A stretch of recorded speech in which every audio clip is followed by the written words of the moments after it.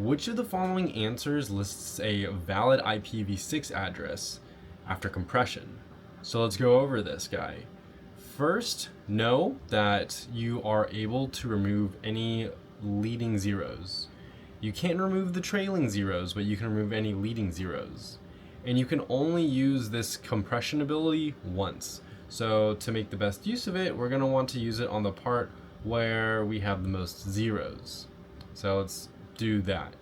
You can only remove first zeros, you can only use one set of double colons, and yeah, that's basically the only rules we're going to abide by here. So let's look at the first one here. Well, our first answer does not remove those leading zeros, so that's not going to be one of them.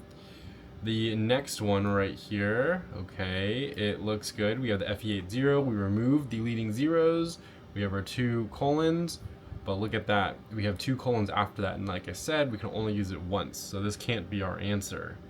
And then this next one, we did not remove the leading zeros. Let's look at the one at the bottom. So the first part, we're just gonna leave alone. We removed the leading zeros, that's good. Two colons right here, that's good, we've compressed the zeros. So when it's two, basically what's gonna happen is you just space those out, you put in zeros here, add a colon, put in zeros here.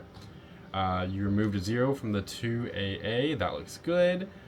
You are able to slightly compress this next part, but you're really not compressing it at all, remember, because we can only compress it once.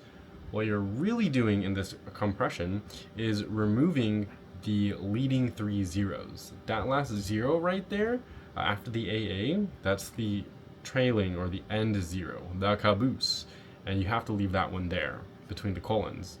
And then we have our 4CC00 and then our FE9A. So that's going to be our answer. That is the compressed version of this IPv6 address.